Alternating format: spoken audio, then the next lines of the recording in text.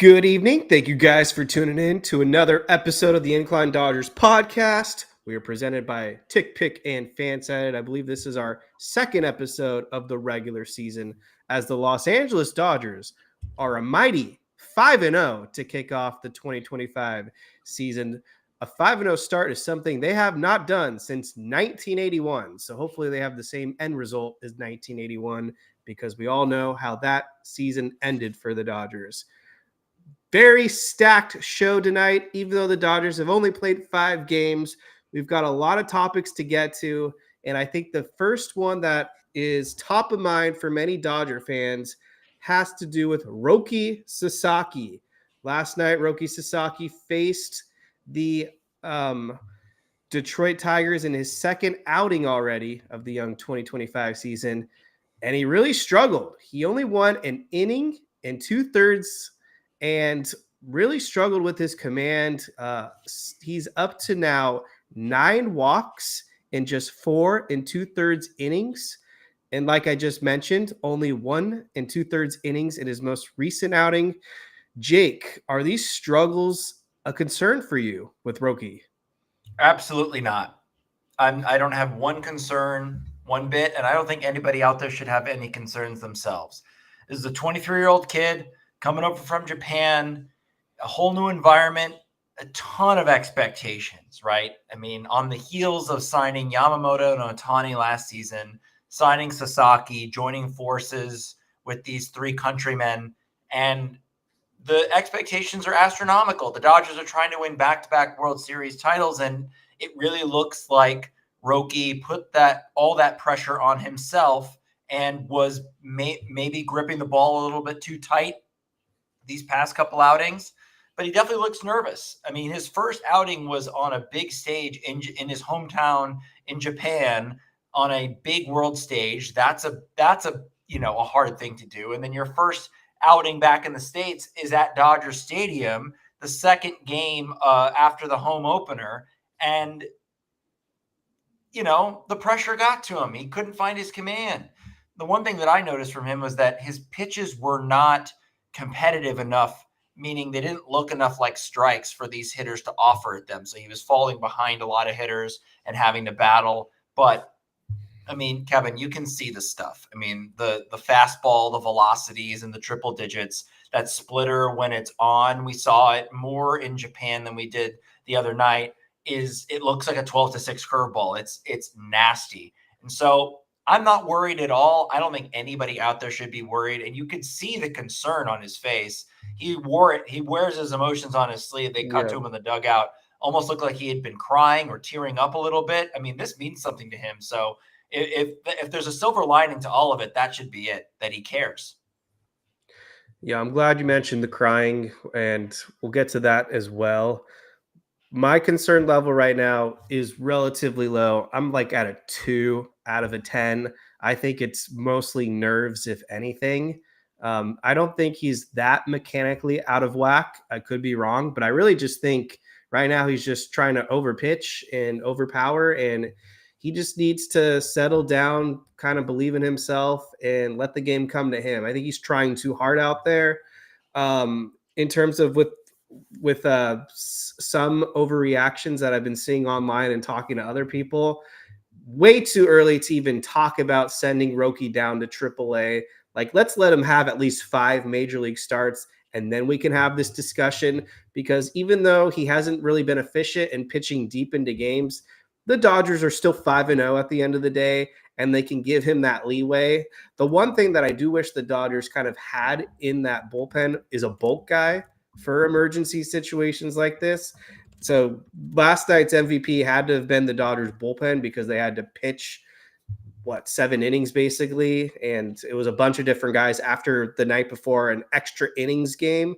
So shout out to all those guys stepping up. More on them in a little bit.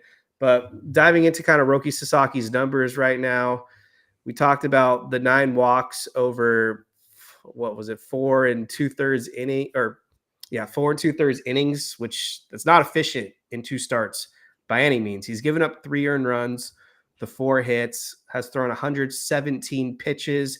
About half of those have been balls. He's been kind of erratic And last night in that Tigers game, I think he went up to 41 pitches in the first inning. Just like Yeah. you said earlier, a lot of those pitches weren't competitive. Yeah, they weren't. And to the point about the bullpen, I think the Dodgers are so good at planning for these things that they figured that they better have the bullpen ready to go on a Sasaki start, because let's say for the sake of argument, he wasn't dealing with these nerves or whatever the case is, and he wasn't dealing with these control issues, and maybe he was going,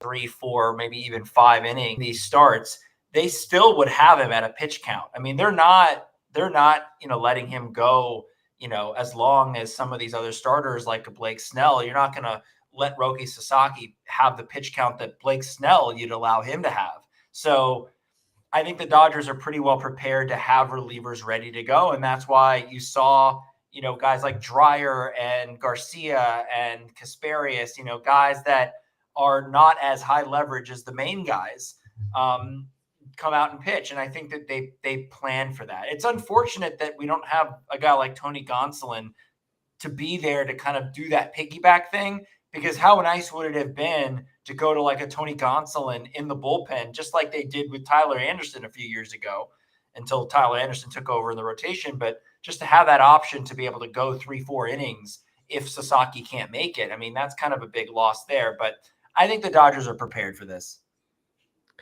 Speaking of Tony Gonsolin, I think that move's coming soon. I know they're working with him a few rehab outings, probably trying to keep the innings down, keep him fresh for the later half of the season. But that might be the Tony Gonsolin role pretty soon, because there isn't really anyone you can bump from this rotation just yet. We haven't seen Dustin May throw. We haven't seen Tyler Glasnow pitch for the Dodgers in 2025 regular season games. Both of them have high expectations and wouldn't assume either gets bounced from the rotation. When Tony Gonsolin's healthy, shaved head Tony Gonsolin for that matter, when he dons the new look, he might be their bulk guy out of the pen. We'll see. I think that could be some nice value with Gonsolin. Appreciate everyone tuning in. If you haven't yet, hit that like button, and you can throw some questions at us. We're going to answer some questions throughout the show. I want to talk about more with Roki Sasaki's pitches so far. So we've seen the four-seam fastball. He's throwing that 60% of the time. Opponents right now are batting 308 apparently against it.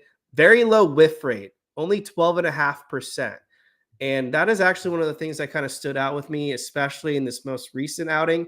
Roki's fastball just didn't look good. It was kind of like giving me reminders of Bobby Miller last year. He throws hard, but when you're not spinning it and it's not deceiving batters, what really does that fastball do you any good? Similar to kind of Walker Buehler with the fastball. The Dodgers, I know that Roki wants to work on his fastball, but yeah, so far it's kind of been his weakness. Yeah, and also to that, I mean, when you don't have command of your other pitches, you got to have to rely on your fastball to throw a strike. And so when you're trying to throw a strike and the fastball isn't moving how you want it to move, then it just becomes a very hittable pitch. So I think he's dealing with a lot of different factors right now. But I think another silver lining is just how good this Dodgers team is, just how well rounded it is, just how you watch these games, and it looked like the Tigers had us dead to rights a few times in that series, and it didn't matter. It just didn't matter, because the Dodgers, if they can keep it close, if they can keep it within 3, 2, 1 runs, you always feel like you have a chance, because the offense just wakes up in like the 6th, 7th, 8th inning like no other offense I've ever seen. So to me, it's like, yeah, okay, Roki can kind of figure it out. You're not like a team like the Pittsburgh Pirates who, rely so heavily on Paul Skeens. And it's like, well, maybe we can get a win today, because Paul's on the mound, but then Right. they don't give him enough run support. And then that's it, and then, 4 more times through the rotation, it's like, we got to scrounge together these victories. Whereas the Dodgers are like, yeah, we can let our stud kind of toil out there, throw 40, 50 pitches in the first inning, bring him out in the third, or bring him out after 2 innings and just have the bullpen ride it out the rest of the way, because this team is so good that they can afford to let him kind of have a little bit more margin for error. Definitely. And with Roki Sasaki, I know you mentioned it earlier, the emotions, potentially crying, that shot of him in the dugout. Yeah. I don't think that's a knock on him at all. I think that if anything, we especially as fans should be backing Roki for wearing his heart on his sleeve. I want to see a Dodger that actually gives a flying F and cares and wants pride and knows that there's high expectations, and if he's not living up to them, there may be a little bit of shame. So I don't blame. I don't think there's any fault with Roki showing that display of emotion. If anything, I commemorate it. I want to see guys that are really all invested. So I have respect for Sasaki, and I'm a big believer in him like you. So with Roki as well, I just wanted the last comments I have. Slider, splitter, both of them I've been impressed with. Just needs to locate them a little bit more for strikes. But when they're in the zone, nobody can touch those pitches. He's generating a lot of swings and misses. And I don't think anyone so far has recorded a base hit off his splitter or that slider. For Sasaki, it's just a matter of locating it in the strike zone. Anything else you want to add with Sasaki? No, like I said, my worried level is 0 right now. I have no worries in the world. He's going to be fine. I think all these fans that are worried or overreacting right now are really going to, look back and think, why didn't I just give it a beat? I mean, because look at this team. Look at what we're doing. We have a 5-0 start. Like you said, it hasn't happened since 81. We didn't have like a 3-0 or 4-0 start since like 2015 or 2016. This team is, I mean, we say it every year, but this team is freaking good. They're different. This team is different. So to me, it's like that's what I care more about. And obviously, you keep an eye on the Sasaki stuff, but like the fact that the Dodgers kind of dispatched the Cubs fairly easily, and then even though they were down in this Tiger series, it was like, yeah, but let's play all 9 innings, and look what happened. The Dodgers were able to win these games in extra innings too, in the last one. So this was great. So we mentioned the bullpen stepping up.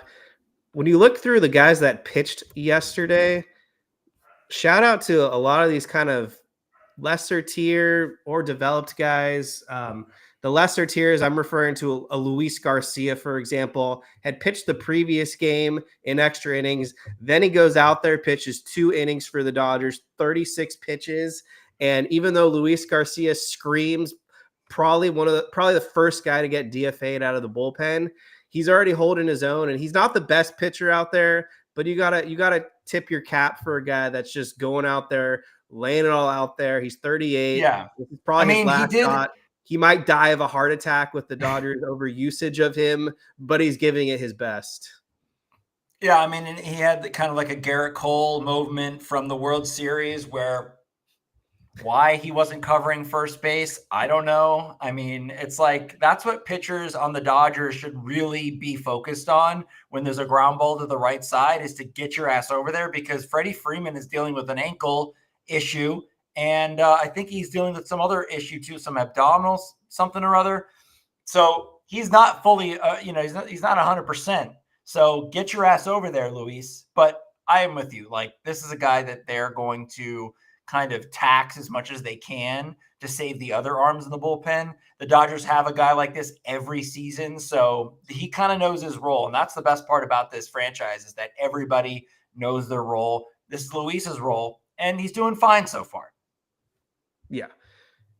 Jack Dreyer was the first to come out of the pen. He's really stepped up. Dodgers added him to the 40-man to avoid a Rule 5 draft poach, and he's really stepped up for the Dodgers. And then Ben Kasparius has really blossomed as he's taken his game to the next level. We all know that we got a taste of Kasparius, especially in the playoffs, and he's kind of proven himself to be a potential high leverage reliever for the Dodgers. He's got nasty stuff. So that's 2 homegrown guys. And then Anthony Bonda, who had been tossed around like a hot potato and seemed to be on the verge of being out of baseball altogether, comes to the Dodgers. They completely reinvigorate and reinvent his career. And now he's one of the best high leverage left-handed relievers in all of baseball. He threw a scoreless inning, had 2 strikeouts. Then we talked about Luis Garcia.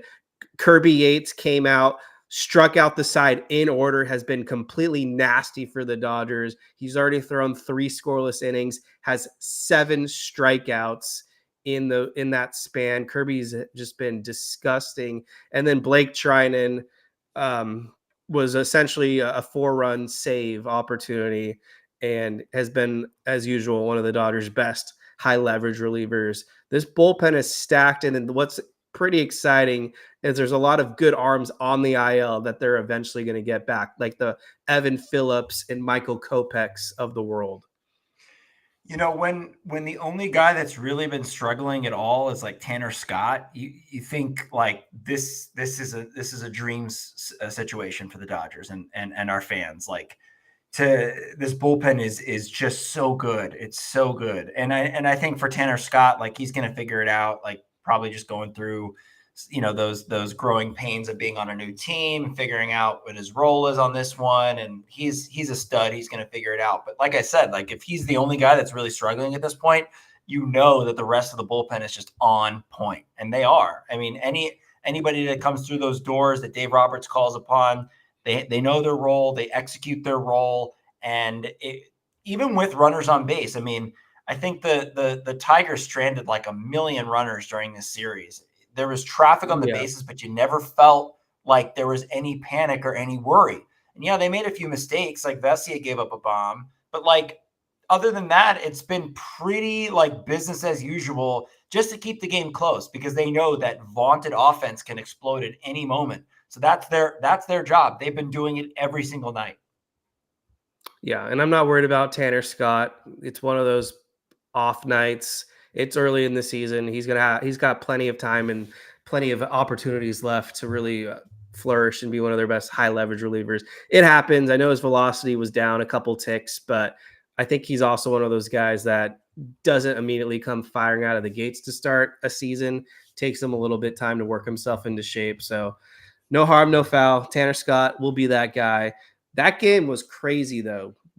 Mookie Betts, where do we even start? I mean, it's unbelievable. I thought, even Jerry Hairston on Spectrum was saying that he should take a few days off, get his body right, after dropping like 15, 20 pounds and being very sick. They said that he got sick before the flying to Japan, and then, it didn't get any better. And, he was getting scratched from the exhibition games, and, he got scratched from the Angels exhibition game. It was just not looking good. And then his first game back, you think like, man, he looks pretty gaunt. Like, he looks pretty thin and not healthy like you normally would see Mookie Betts. And then to have a night where he not only hits a walk-off home run, but he hits 2 home runs in that game and basically puts the Dodgers on his back and is able to propel them to a victory. Just to remind everybody that even with the addition of Shohei Ohtani, and they re-signed Teoscar Hernandez, they've got Freddie Freeman, they brought in Conforto. I mean, the rest of these stars on this team, Mookie Betts wanted to remind everybody that, hey, I'm a former MVP as well. I'm a 3-time World Series champion. And this is why, even with me losing, 20 pounds, I'm still able to hit 2 home runs and win the ball game. Yeah, the speaking of that 20 pounds, just remarkable what kind of athlete Mookie Betts is. Typically, he's supposed to weigh, I think, in the high 170s, low 180s, and was down to the 150s. And I know some people had kind of thrown the idea out there, maybe they should just put him on the IL and let him recuperate. But I think Mookie Betts, and maybe that's a narrative that's changing in recent memory because they just won the World Series. But I think Mookie Betts is the most underappreciated superstar maybe to ever put on a Dodgers uniform. Like, when I think of all-time greats, Mookie Betts is on that Mount Rushmore at this point. He does it with the bat. He does it defensively. He can do it with the base running when he needs to. He's a tremendous leader. He's helped guys in the clubhouse fix their swings. Talking about Austin Barnes in 2020. He does it all, and he's a winner. And that's what we wanted when we acquired Mookie Betts from the Boston Red Sox. We wanted a guy that knows how to win. We wanted a guy that can show up in the postseason. And he had a couple postseasons in a row where he was a no-show, and that sucked. but he really spun that narrative around, had a number of big hits in 2024, and he's always come through in the regular season. That is, I think, one of the biggest cogs and why the Dodgers have been so successful, especially the last few years, is because you got a guy like Mookie Betts in your lineup every single day for the most part. And that game Friday evening was his first breakout moment because he didn't get to play in Japan. He had one game before, and this was his second start. And that's all he's played so far this season. He had the home run earlier in the game. Then he has the big 3-run walk-off home run and just a monumental moment. Awesome stuff by Mookie Betts, who I know wants to fill a full hand of rings when it's all said and done. Absolutely, and has the opportunity to do that. He only needs 2 more, and I don't think that that's such a far-fetched idea to think he'll do it with the Dodgers. For Mookie Betts, I think that he's the type of player that responds well to disrespect. Like, if you disrespect Mookie Betts, he's going to prove you wrong. And we saw that last year, just in the, it's a very subtle disrespectful move, but they walked Shohei Ohtani a lot in front of Mookie Betts. And Mookie took that personally, like the Michael Jordan meme, and was able to come through pretty much every single time. And now it's like the Dodgers have kind of have this collective objective, right, to make opposing pitchers pay when they walk Ohtani, because Teoscar Hernandez came through when they did it in the Tigers series. I just love the way that this team responds and is resilient and is not getting complacent. They're not, basically, as Chris Camello likes to say, they have full stomachs, but they're still hungry, right? So they are still committed to winning back-to-back World Series titles. And if you haven't picked up on that yet during these first 5 games, I implore you to pay attention, because this team is locked in. What's crazy about Mookie Betts is he's entering his 12th year. He's amassed a baseball reference WAR of 70 now. In 794 games as a Red Sox, he hit 139 home runs with an OPS of 893 in 589 games with the Dodgers. So if I do the math correctly, that's roughly 200 less games. He's hit 134 home runs. So 200 less games, just 5 less home runs, and he has a higher OPS of 905 compared to his Red Sox tenure. The on-base percentages are identical. He has a higher slug with the Dodgers, a lower batting average with the Dodgers, but who cares about batting average that much? But basically, my point here is that we've gotten, I know outside of 2018 where he was insane, we've gotten overall the better player. More power, without a doubt. Yep. So he's lived up to that contract, and I know we still have a number of years left with Mookie Betts, but best trade acquisition in franchise history. I don't know if you could come up with a better trade acquisition that the Dodgers ever pulled off. I dare anyone to challenge me. Who could beat Mookie Betts? Yeah, I know. I mean, the one that comes to mind immediately is Manny Ramirez, but they never won a title with him. Had they won a title with Manny Ramirez, then maybe that could rival it, because that was, to me, an equivalent. He was a difference maker. He was a guy that took them from kind of a good competitive team to an elite team to a World Series contender. So yeah, I agree with you. I think it's the best trade in franchise history right now. I mean, it's certainly up there with one of, if not the greatest. Thank you so much, Moose 1032, for reminding people to hit that like button. I did see some questions in the chat. We're going to go back in time and scroll through that. So drop your questions in there and we'll tackle the best ones. So talked about Mookie. We love Mookie. That night had a few moments though. I guess let's get into the ring ceremony part. So the Dodgers got their World Series rings. For the most part, most players were able to return, collect their championship rings. I felt like this ring ceremony was better than the one that they did in 2021 after they won in 2020. Didn't they have a bunch of guests in videos announce the winners? And Bronson Arroyo, was he singing Wonderwall, or he was singing something cheesy to Walker Buehler? That was like so cringe. Yeah, This one well, was more like it was post COVID, and yeah, that's what they kind of had to do it that way. It was very that's true. weird. And I just a lot of them I didn't understand the connections that time. This one was more like a high school graduation ceremony. They just kept calling people up and they collected their championship ring. Um, some things that stood out to me though, like it was kind of awkward when Michael Grove collected his World Series championship ring because they basically said, "And here's Michael Grove. He's pitched 3 seasons for the Dodgers. That's all they've got." He's a member of the team. Yeah, Here's it's depressing. Chris Taylor was kind of in a similar boat as well. They were basically saying, here's Chris Taylor. He's played almost 600 something or 1,600 games as a Dodger. Here's your ring. Yeah. Because unfortunately for them, they just didn't really have a role for this championship squad. But thank you guys for being there. I wonder the guys that retired, like James Paxton, I imagine they gave him a ring. Johan Ramirez, I'm sure they gave him a ring. Kevin Biggio, he probably got a championship ring. The one guy that I know definitely didn't get a ring, and he was pretty mad in that series, Manuel Margot. Yeah. Yeah, he definitely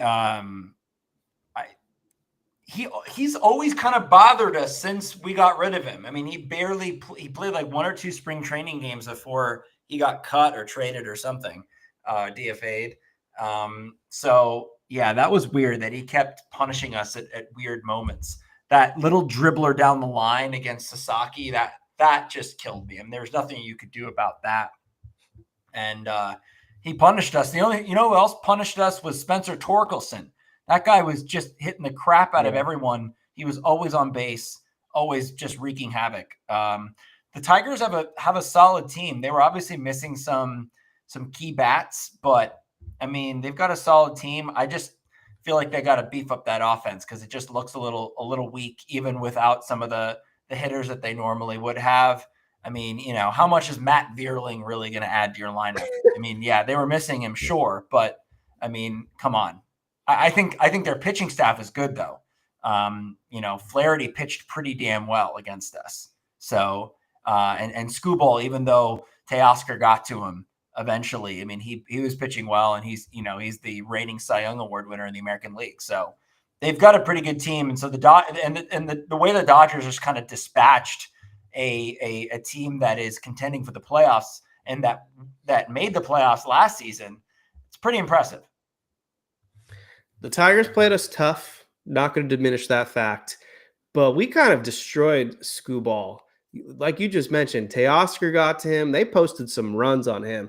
Jack Flaherty was the one that really pitched well against us until it kind of unraveled near the end. But forever World Series champion, Jack Flaherty. I will have nothing bad to ever say against that guy. True competitor. I love that he was fired up every time he took the ball. When he clapped back at the Padres in the playoffs, that was epic too. And he had one of the best playoff starts in game 1 against the Mets in that championship series. Completely set the tone in that series. So glad he got a ring. But the one guy that took care of business against Flaherty, and I know he was no-hitting us, I think, through 4 innings until Pages broke it up, I want to say. Freddie Freeman hit a 2-run bomb that was a no-doubter off Flaherty. And Flaherty wasn't even mad. Like, they kind of just looked at each other with a laugh and mutual sign of respect because they were just teammates in the World Series. Flaherty damn well knows what Freeman's capable of, and Freeman had his mark in that game. He's off to a good start this season. Yeah, Freddie's found it. The power's there. I mean, look, I tweeted about this last night. It didn't get any play at all on Twitter, but I don't care. I'm marveling at not only how many home runs they're hitting, but just how they've spread the wealth.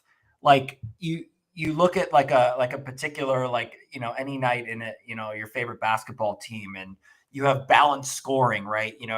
All starters are in double digits, that sort of thing. That's kind of what we have here, the equivalent to that, where it's like you've got Freddie Freeman who has 2 home runs. Ohtani has 2 home runs. Betts hit 2 home runs in 1 game. Tommy Edman leads the team with 3 home runs. Teoscar has a home run. Will Smith has a home run. Kike Hernandez, who's sick now, also had a home run. He had one in Japan. So you look at not only are a lot of people hitting home runs, they're hitting multiple home runs, and it's basically the main guys in the lineup that are producing. And that's a dream, the way it's set up right now. So you look at each guy, and sure, maybe you'd like to see a little bit more manufacturing, moving guys over, scratching runs across, sack flies, that sort of thing. You want to see a little bit more of that, so you're not so reliant on the home run and very feast or famine. But that's kind of how the Dodgers are built. That's how they've been built for a few years now. And I think that when they need to, they will be able to scratch runs across. But that is something I'm going to keep an eye on too, because it just feels like, that they just go just dead silent for a few innings, and then all of a sudden they wake up. I'm ready to proclaim that Freddie Freeman is the greatest player to play the first base position as a Los Angeles Dodger. I know he's not gonna have the duration because he spent the peak prime of his career with the Atlanta Braves. But even what Freddie Freeman is doing as a Los Angeles Dodger, no disrespect to Steve Garvey. Steve Garvey is nowhere near as good as Freddie Freeman. Freddie Freeman's a first ballot Hall of Famer. Steve Garvey should be in the Hall of Fame, but he wouldn't have been a first ballot Hall of Famer nonetheless. Gil Hodges, tremendous player as well. 3-time World Series champion. I think two of those came with the Dodgers. It looks like just a different era. It's hard for me to really compare the two, but I feel like Freddie Freeman just in this era is probably a more tougher baseball era. No offense to the old timers out there. I can't think of anyone else that would even challenge Freeman. Adrian Gonzalez. No, not even close. It's definitely not James Loney either.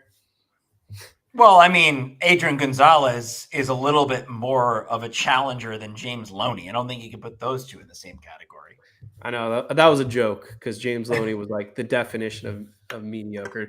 No, Agon was good, but I mean, let's be real. Agon is nowhere near what Freddie Freeman is capable of. I mean, Freddie Freeman homered in 4 consecutive World Series games with a broken rib and a bum ankle and a walk-off grand slam. Yeah. And that you've talked about it a lot too. The guy is the definition of consistency. He hits basically 300 every year. He's going to hit his 30-plus doubles. He's going to drive in 80 to 100 runs, depending on his opportunities. Yeah, he's going to get like 150 hits, Yeah. He is a model of consistency. And despite him rolling his ankle last season, he never gets hurt. And even when he does get hurt, he still plays. And he doesn't complain. And he continues to work, and he continues to grind. I see Dennis Gonzalez asking about Eric Karros. Eric Karros had a career WAR of 10. Like, Eric Karros hit a lot of home runs, but the Dodgers never won with Eric Karros. They were unfortunately meaningless home runs for the most part. They were empty home runs. I mean, yeah, he does have the record for most Dodgers home runs, most LA Dodgers home runs. So there is that, but I agree with you. It's there's really no comparison. Which is a record that needs to be broken, for crying out loud. Like, Eric Karros should not be the Dodgers home run leader. Hopefully Mookie, I don't know if Muncy's going to get to it, but Muncy has a chance. But Mookie or Ohtani, one of those two, like, at the end of the day, when they hang it up, they got to be the home run leader. Yeah, come on. It's time. It's time.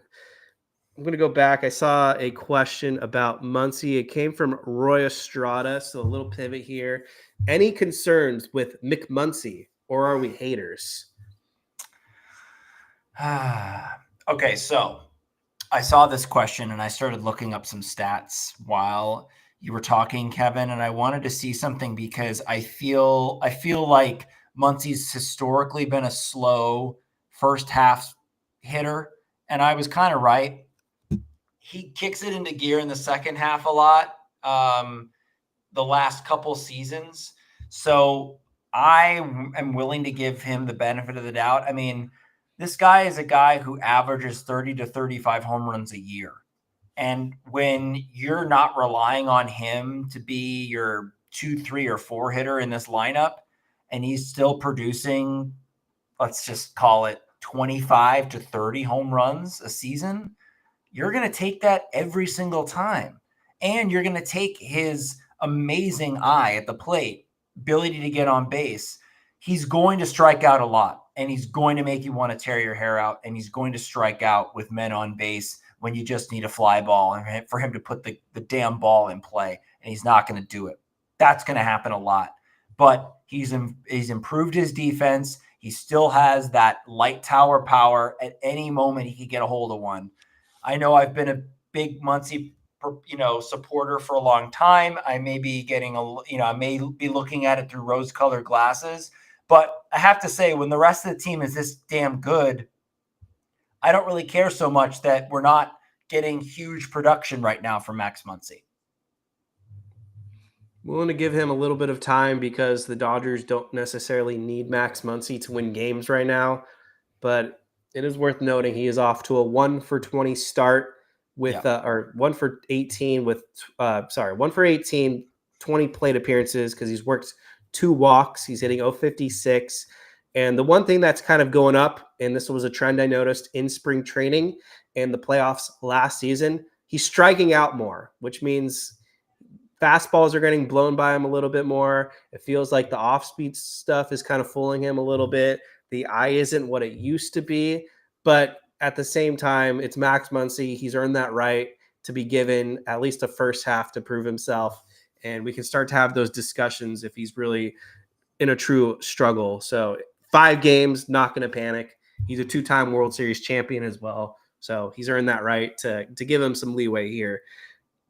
You want to talk about the Margot tag? I don't know if we really got into that. I don't have many opinions on it other than shut up. I just saw some people jump to conclusions saying, like, can you believe this got overturned? Unbelievable. And like everybody likes to get on the Dodgers, because it was overturned. So it had to be rigged, right? It had to be rigged.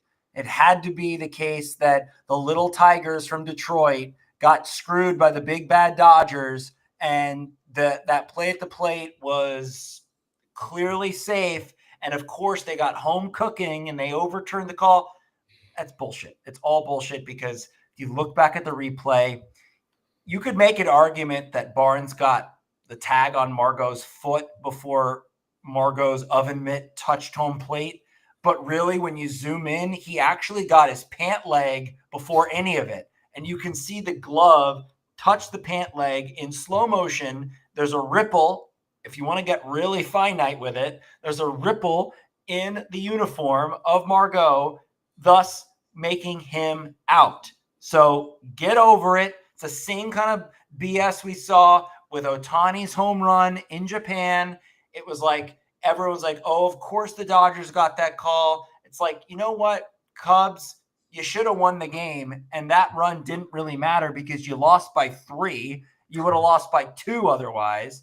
And for the Margot play, it's like, just look at the replay, see that he got the tag, and that's it. The Tigers weren't screwed. They just made a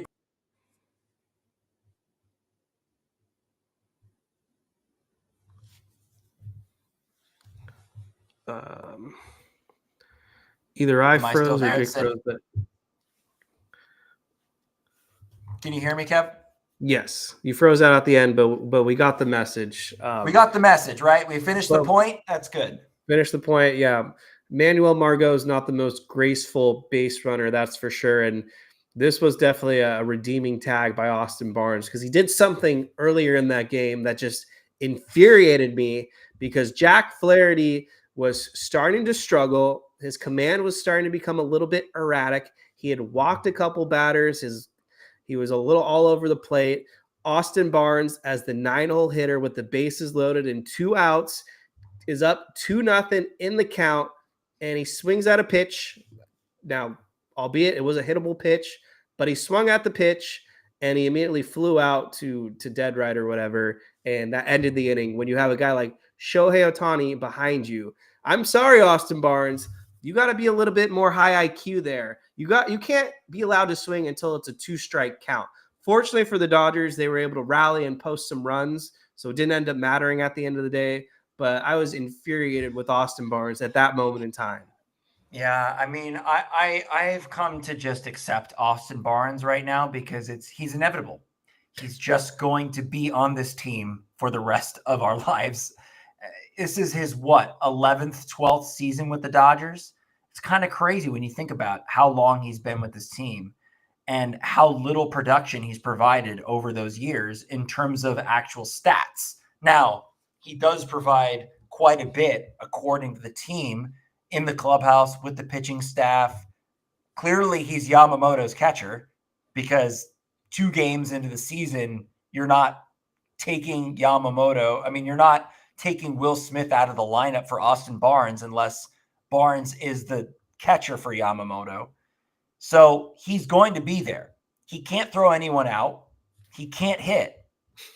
Those are 2 glaring issues with Austin Barnes, but they're going to keep him.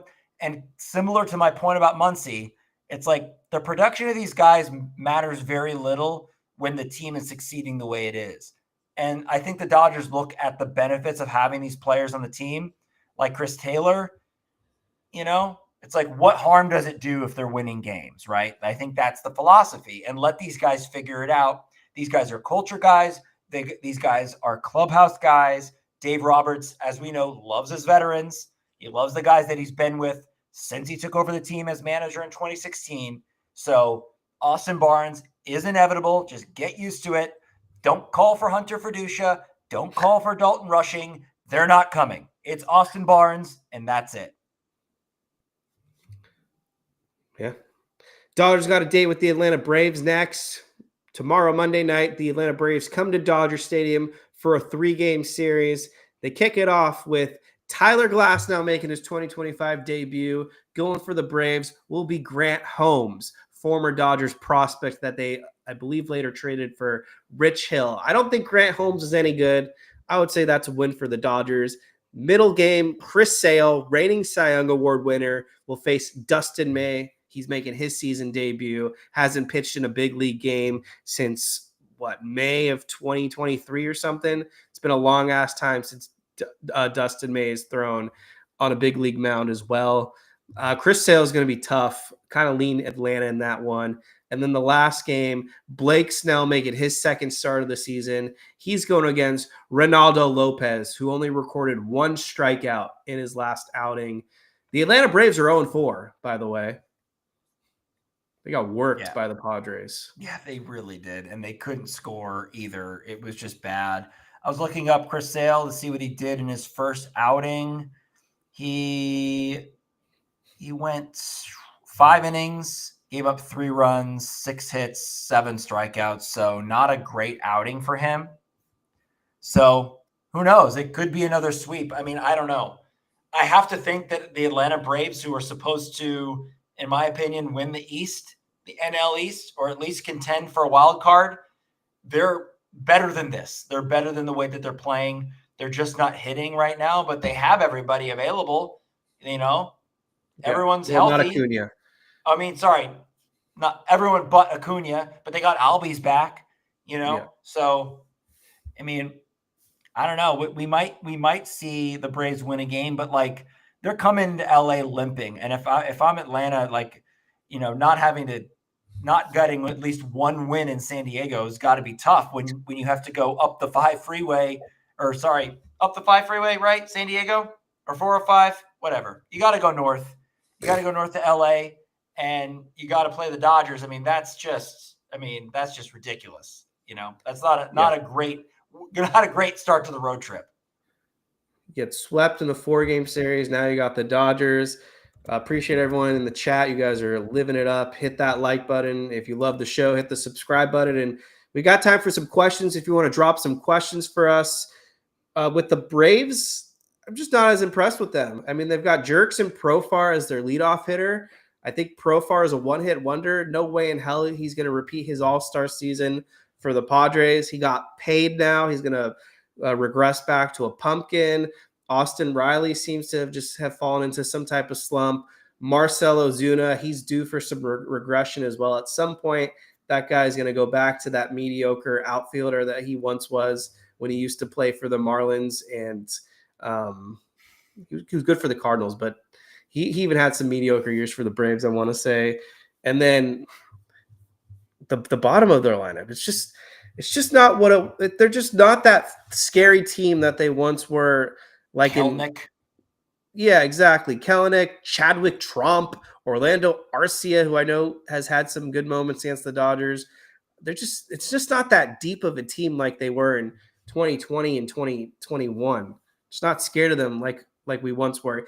Even in 23, was it, or yeah, 23, I think, when they won the most games in baseball, and then they lost in the NLDS. They don't have that it factor anymore. My takeaway is the Padres are also inevitable. Like, they're going to be there all season long. And it doesn't matter what their offseason is like or what their trade deadline is like. They're always going to have a good team. And so that's something that I'm taking away from that Braves series.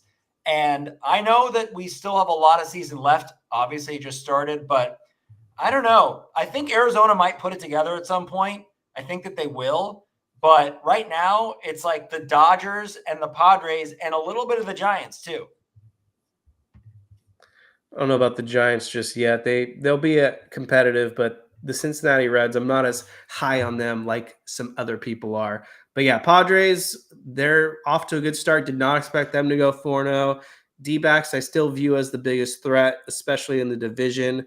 And the Phillies are going to be good. I really do think Philadelphia has a strong all-around team. But this Dodgers-Braves series, it's early. Dodgers will take care of business. No doubt in my mind. I think we'll be either 7-1 or 8-0 by the time that series wraps up. And then they go to Philadelphia, and we'll talk about that either before or after the series, depending on how our schedules line up. Anything else you want to cover before I get into little other miscellaneous and tidbits?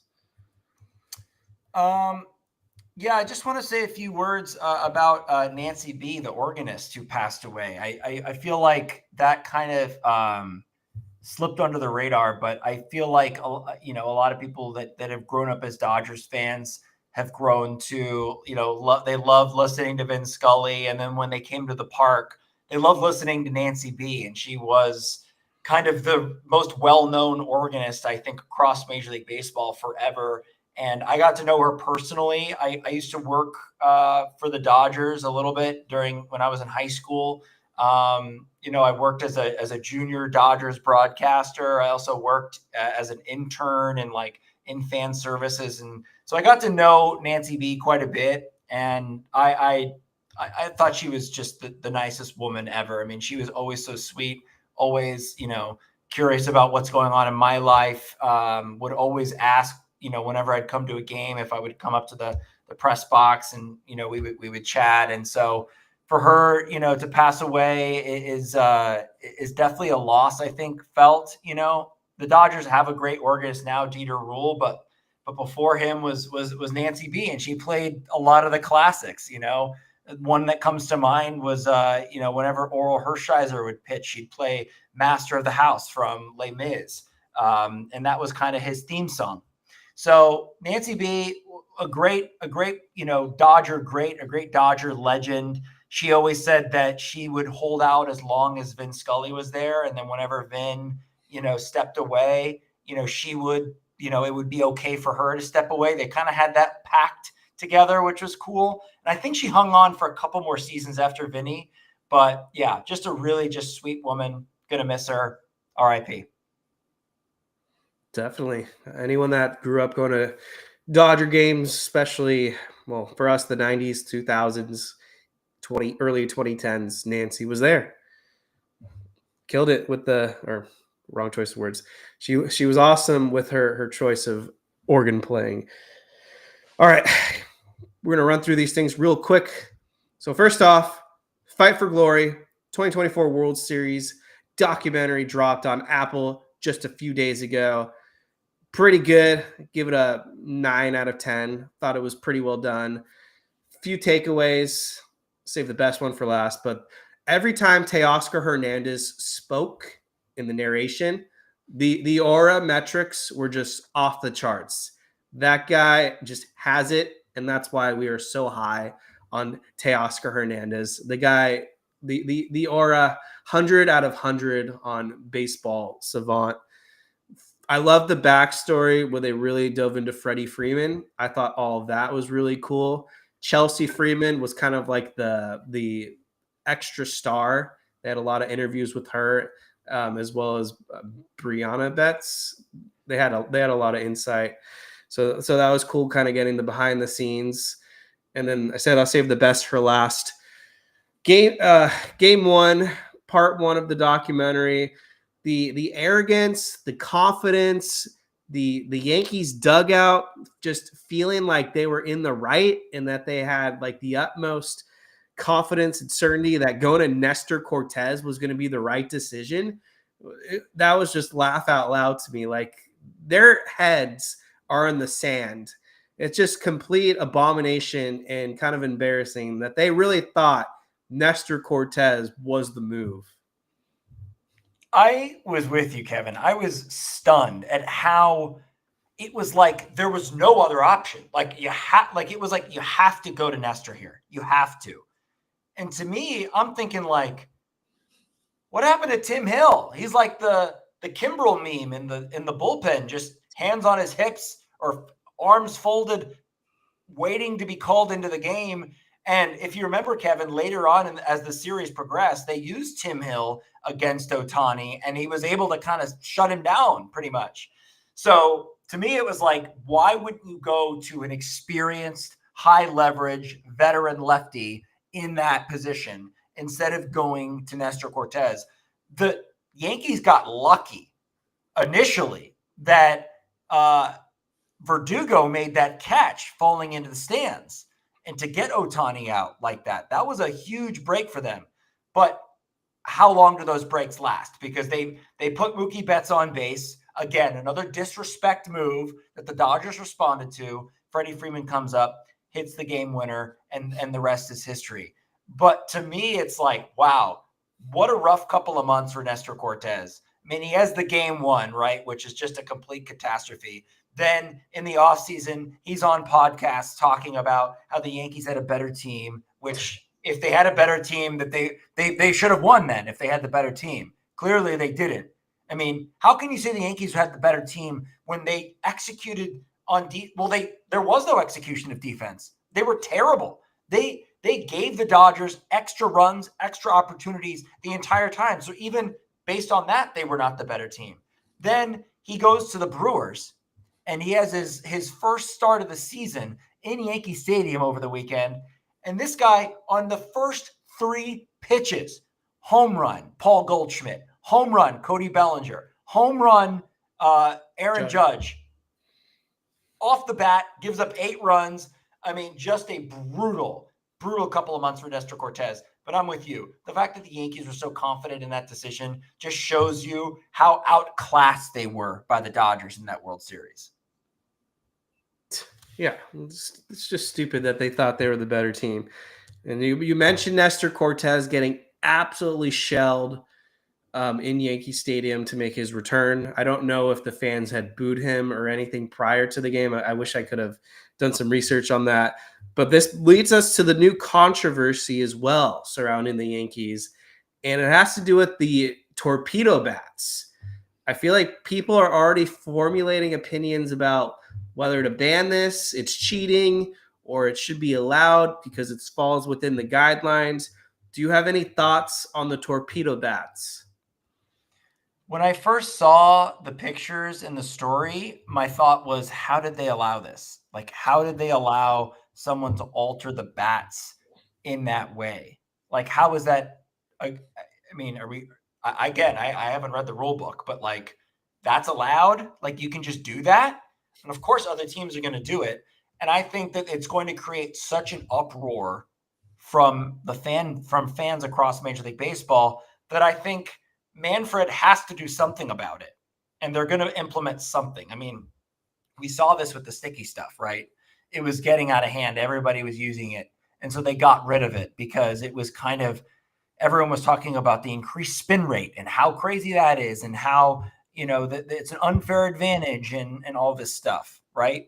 Well, here's an unfair advantage on the offensive side using these big barreled bats.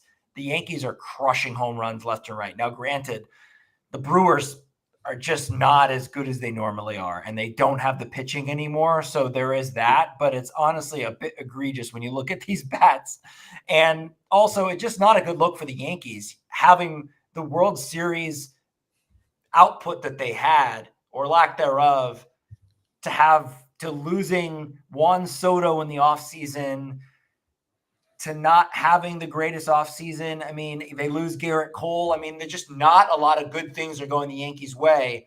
And then they have this guy from MIT come in and figure out a way to put more wood in one portion of the bat versus the other to hit more home runs. It just doesn't look good. It looks like you don't have a good enough team to compete. I'll need to know the data to see if there's actually an edge with these bats before I really formulate an opinion. But I just kind of find the whole thing kind of laughable right now because offense wasn't the Yankees' issue. Like in the World Series, Aaron Judge struck out a shit ton, but it wasn't like they were struggling to score that many runs in the playoffs. Their issues were the basic fundamentals, which a bat's not going to fix. They need to learn how to field a ball properly, and bullpen decisions. And so they just want to try to add a steroid addition to their offense. I mean, okay, you do you, Yankees. You already have that short porch. You already have a baby stadium where you're already hitting a bunch of home runs, but you want to add those bats to give yourself an edge. We'll see if it actually works. So give it time. And if more teams, I think someone else, I don't remember, it was like some random player, he all of a sudden got a torpedo bat today.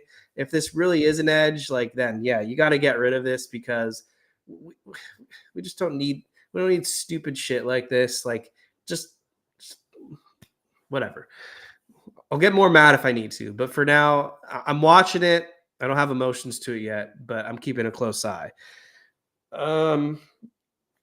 Quick thing, I just want to quickly shout out then our final thoughts. So Bobby Miller pitched for the Oklahoma City Comets today, and he did pretty well. He went 4 2/3 innings.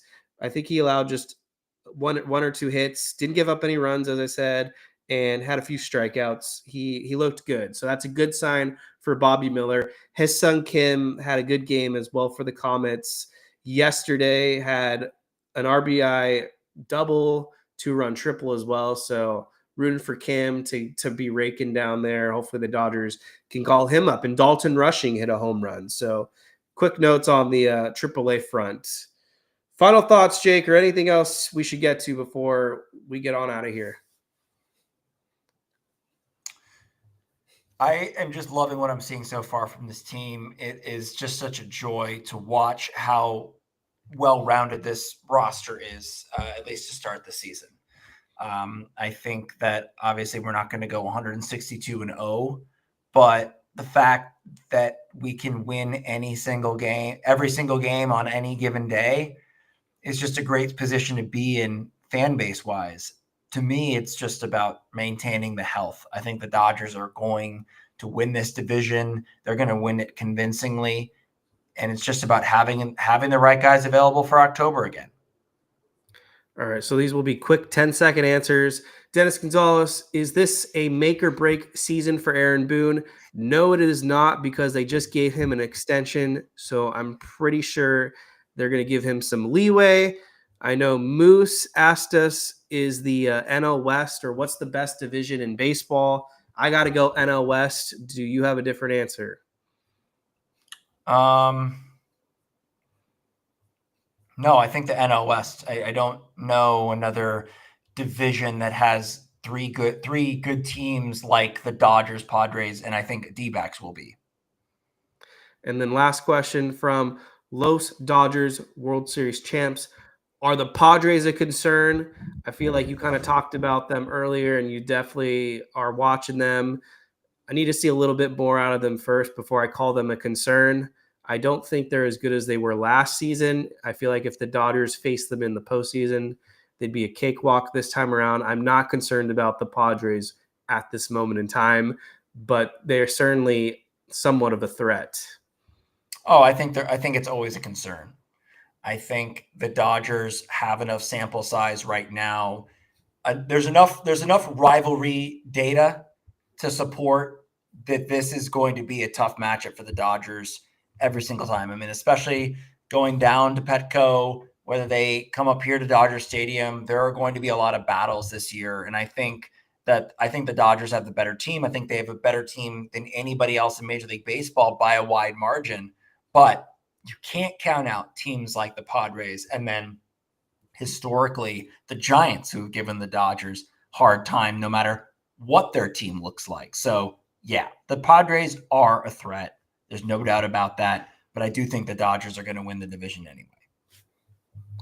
All right, here are my final thoughts. I'll try to make it kind of quick. So opening day, you would expect the LA teams that are, outside of baseball, basketball, hockey, football, whatever, especially the ones that are actually in season right now, maybe they promote their local baseball team and they wish them, good luck or whatever.